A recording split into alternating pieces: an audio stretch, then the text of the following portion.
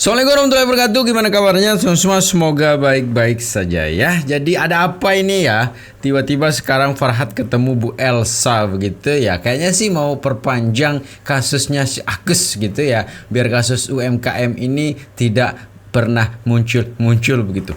Tapi ada yang menarik semeton ya. Sekarang dari pihak UMKM sekarang mungkin menghubungi atau meminta pendapat ya dari dua pengacara yang luar biasa, yaitu Egy Sujana dengan Dio Lipa begitu ya, yang menarik untuk kita reaksi semeton. Gimana sekarang yang dua ini mendukung para UMKM. Jadi gimana video selengkapnya semeton? Ini dia. Selamat menonton, jangan lupa like, subscribe, komen, dan skip.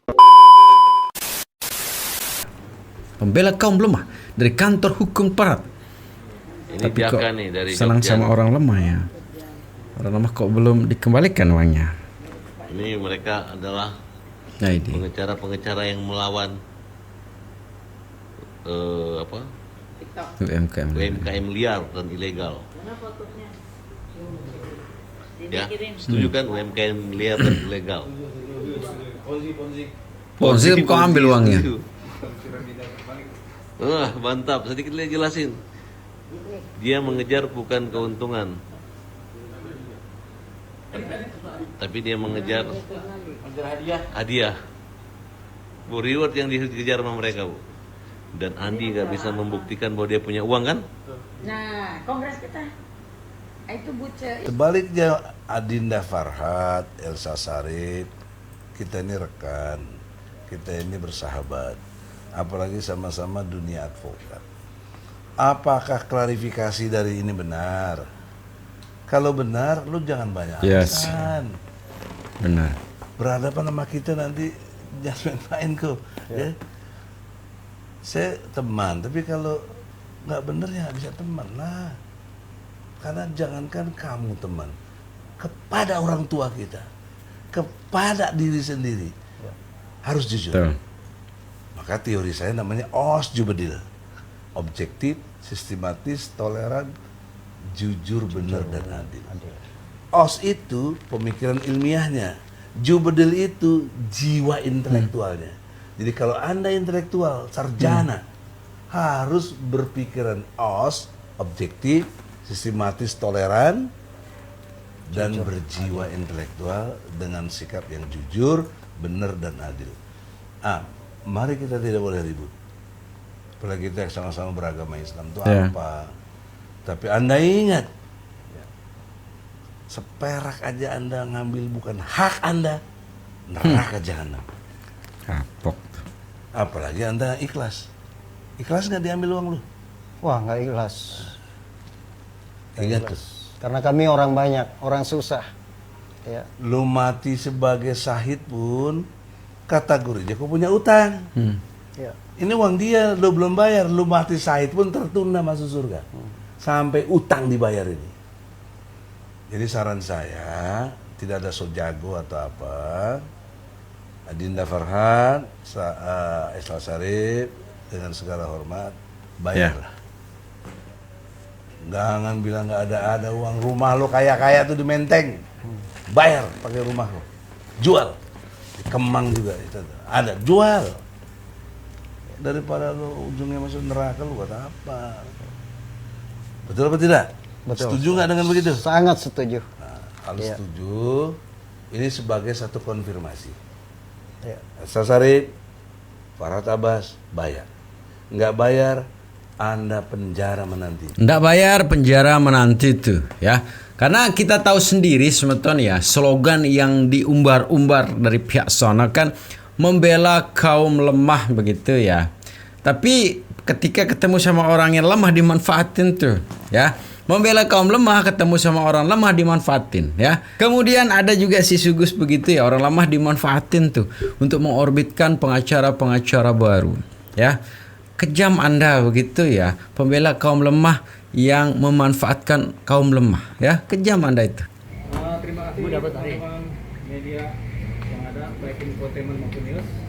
Jadi pada hari ini Rabu jam 2 siang ini saya akan melakukan press conference terkait seseorang yang bernama Kamal Tarasan Mirsandani alias Sanjay selaku pribadi. Ya, dulunya beliau adalah direktur PT Kam & Kam, di mana ini perusahaan yang bergerak di bidang jasa periklanan, jasa slot iklan di via internet. Nah, Kamal Tarasan Mirsandani ini biasa dipanggil sebagai Sanjay. Karena persoalan mengenai perusahaannya ini kemudian ramai diperbincangkan, yaitu mengenai dana-dana UMKM yang kemudian masuk ke perusahaannya melalui aplikasi, kemudian diributkan bahkan sampai demo-demo. Makanya ini kita melakukan press conference ya. Yang pertama mengenai Kamal Tarasan Mirsandani alias Sanjay ini sudah memberikan kuasa kepada saya atau kantor pengacara Diuli Payumara & Associates pada tanggal Jakarta 31 Januari 2025, di mana surat kuasa ini adalah sifatnya adalah surat kuasa subjek hukum pribadi. Jadi Sanjay sebagai pribadi itu memberikan kuasa kepada kantor pengacara Diuli Payumara & Associates. Ya, jadi saya bukan pengacara perusahaan Kam & Kam, tapi saya adalah pengacara pribadi yang sifatnya Sanjay pribadi maupun keluarganya. Nah, mengenai duduk soalnya, yaitu kenapa dia memberikan kuasa kepada saya adalah tujuannya yang pertama adalah untuk upaya pemulihan nama baik daripada saudara Sanjay sendiri, yaitu Kamal Tarasan Mirsandani dalam kapasitasnya sebagai pribadi maupun dalam kapasitasnya sebagai direktur Kam & Kam, begitu. Nah, yang kedua, dia memberikan kuasa juga untuk melakukan upaya penagihan terhadap adanya uang titipan senilai kurang lebih untuk sementara adalah 5 miliar rupiah, atau kalau di sini datanya ada 57 miliar rupiah yang dititipkan kepada seorang pengacara yang dahulunya adalah kuasa hukumnya Sanjay sendiri, begitu. Tapi ini sifatnya adalah uang titipan. Pengacaranya apakah disebut atau tidak tergantung dari teman-teman yang kemudian menganalisa dan bertanya. Ya, nah, saya mulai dengan pemulihan nama baik. Jadi Sanjay ini dahulu adalah direktur utama di perusahaan Kam & Kam, di mana perusahaan ini bergerak di bidang slot periklanan. Jadi perusahaan jasa iklan.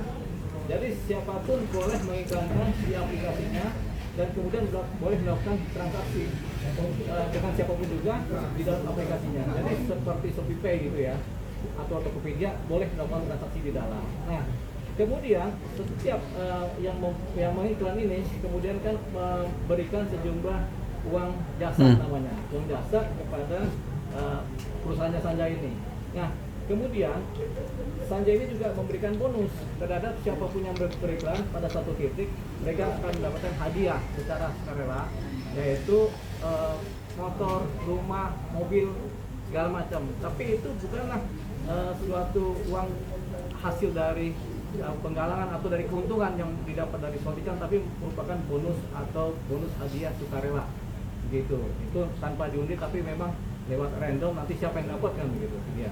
Itu ceritanya. Tapi kemudian berjalannya waktu, ini kan perusahaan berjalan dari tahun 2018-2019. Berjalannya waktu, kemudian Sanjay alias si Kamal Tarasan ini kemudian ditahan di Polda Jawa Timur dengan alasan karena dia diduga melakukan praktek perdagangan barang yang sifatnya adalah melanggar hukum. Nah, dia ditahan di Polda Jawa Timur, tapi kemudian setelah persidangan di PN Surabaya, Sanjay kemudian dibebaskan demi hukum, bebas bersih. Kenapa? Karena dianggap oleh pengadilan bahwasanya Sanjay tidak melakukan pelanggaran hukum sebagaimana yang dimaksud. Jadi Sanjay ini adalah bebas murni. Karena Sanjay ini bebas murni, akhirnya. Nah, itu sebenarnya Semeton ya, bagaimana sih kisruh mungkin ya UMKM ini bermula begitu ya. Jadi ya ada sesuatu yang menarik lah di situ ya, karena kan dulu memang lagi hot-hotnya itu ya aplikasi yang seperti itu begitu ya. Kita lanjutin Semeton. Jaksa kemudian melakukan kasasi, lalu bebas murni biasanya langsung kasasi. Jaksa melakukan kasasi ke Mahkamah Agung. Oleh Mahkamah Agung kemudian si Sanjay ini diputus juga, bebas murni juga. Jadi kasasi jaksa ditolak dan Sanjay dinyatakan bebas murni. Nah, Itu singkatnya mengenai Sanjay yang kemudian dibebaskan dari tuduhan-tuduhan yang sifatnya melanggar hukum. Nah, di sini ada mengenai putusan Mahkamah Agung yang menyatakan bahwasanya Sanjay bebas murni demi hukum, karena memang apa yang diduga pidana, apa yang diduga melanggar hukum ternyata tidak terbukti di dalam persidangan, baik di sidang pengadilan negeri maupun di sidang Mahkamah Agung. Saya bacakan beberapa poin penting mengenai putusan dari Mahkamah Agung. Intinya adalah pengadilan negeri mengadili menyatakan terdakwa Kamal Tarasan Mestandani alias Sanjay tidak terbukti secara sah dan meyakinkan bersalah melakukan tindak pidana sebagaimana dimaksud dalam dakwaan 1 primer, dakwaan ke-1 subsidiar maupun dakwaan kedua penuntut umum. Jadi semua dakwaan dianggap tidak terbukti. Yang kedua, membebaskan terdakwa Kamal Tarasan Mestandani alias Sanjay dan seluruh dakwaan penuntut umum tersebut. Yang ketiga yang paling penting adalah memulihkan hak terdakwa Kamal Tarasan Mestandani alias Sanjay dalam kedudukan, kemampuan dan harkat serta martabatnya semula. Jadi Sanjay ini dianggap bersih sehingga tidak ada dosa-dosa pidana, ya. Yang keempat, memerintahkan agar terdakwa Kamal Tarasan Mestandani alias Sanjay segera dikeluarkan dari tahanan pada rumah tahanan di Kejaksaan Kota Besar Polrestabes Surabaya sesaat setelah putusan ini diucapkan. Jadi ketika putusan pengadilan negeri di Surabaya diucapkan, Sanjay kemudian diputuskan, kemudian harus dilepaskan, dibebaskan. Nah, ini putusan, petikan putusannya adalah di pengadilan negeri, putusan nomor 836 garing Pitsus garing 2020 garing PN Surabaya. Dikuatkan dengan putusan dari Mahkamah Agung, yaitu putusan nomor 433 garing Pitsus garing 2021 Mahkamah Agung, di mana juga meminta supaya saudara Sanjay dilepaskan atau dibebaskan dari hukuman karena dia memang tidak bersalah. Jadi Sanjay ini clear and clean sekarang ini adalah orang bebas yang tidak bersalah karena ancaman-ancaman hukuman dan tuntutan itu dianggap tidak benar sehingga dia bebas demi hukum, ya.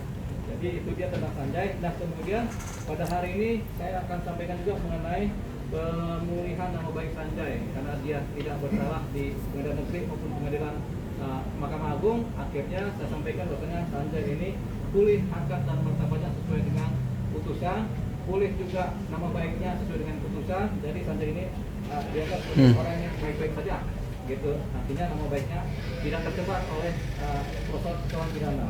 Itu dia. Satu, ya. Berikutnya yang kedua mengenai persoalan gugatan UMKM terhadap perusahaan PT Kemenkam. Ketika Sanjay ditahan, tentunya para UMKM ini kan panik. Akhirnya mereka melakukan gugatan PKPU. Gugatan PKPU ini merupakan gugatan penundaan utang. Nah, ya, di PKPU ini di Pengadilan Niaga ada gugatan mengenai PKPU. Di sini ada beberapa gugatan. Kita ambil contoh yaitu gugatan dari ini di Pengadilan Niaga, ya, gugatan PKPU dari beberapa personil, ya, beberapa anggota UMKM. Ada sekitar 10 gugatan dari beberapa anggota UMKM yang menyatakan bahwasanya adanya PKPU terhadap perusahaan Kemenkam.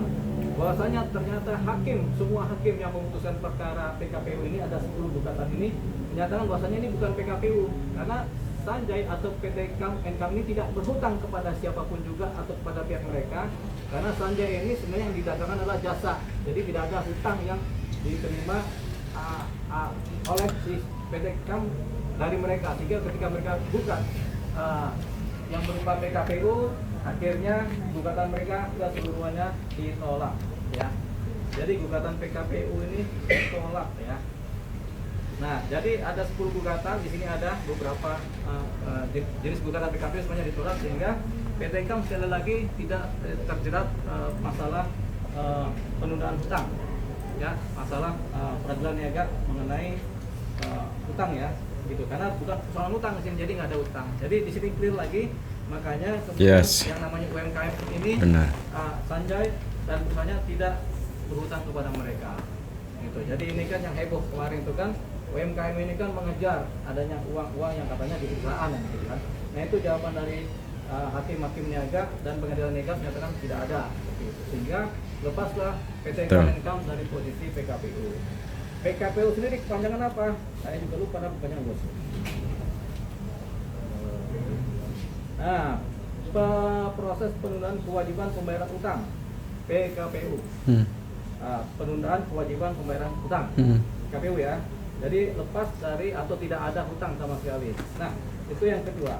Yang ketiga adalah mengenai uang sekitar 57 miliar sebenarnya di sini di data ini 57 miliar di mana ketika Sanjay kemudian ditangkap di Polda Jawa Timur karena ketakutan keluarganya dan Sanjay juga ketakutan, akhirnya uang pribadi keluarga dititipkan kepada seorang pengacara yang adalah ex kuasa hukum daripada Sanjay sendiri, mantan kuasa hukum yang belum sempat bersidang ya karena memproses, yaitu kepada saudara S ya, pengacara S. Nah ini sudah beberapa kali secara lisan ya dimintakan mengenai uang ini untuk dikembalikan, tapi sampai sekarang belum dikembalikan. Jadi uang ini adalah uang titipan, dibuktikan dengan bukti-bukti setoran dan kemudian dokumen-dokumen pernyataan-pernyataan sebagai uang titipan. Nah, tapi tetap nanti kita akan verifikasi sejauh mana uang titipan ini. Kan uang titipan sebesar 57 miliar. Sementara jasa pengacaranya berapa? Ternyata ada di sini data juga jasa pengacara sekitar 13 sampai 16 miliar jasa pengacara. Jadi kalau diambil selisihnya antara uang titipan sama jasa pengacara masih ada selisih sekitar kira-kira 4. Jadi segitu sobat tonton videonya ya. Semoga videonya bisa memberikan informasi terkait dengan UMKM begitu ya. Pertemuan di awal tadi Farhad sama Bu Elsa. Jadi akan kita temukan mungkin nantinya sesuatu yang dipanjang-panjangin begitu biar ini ditutup dan itu ditutup ya. Jadi segitu sobat tonton videonya ya. Tetap jaga persatuan dan kesatuan kita ya. Assalamualaikum warahmatullahi wabarakatuh.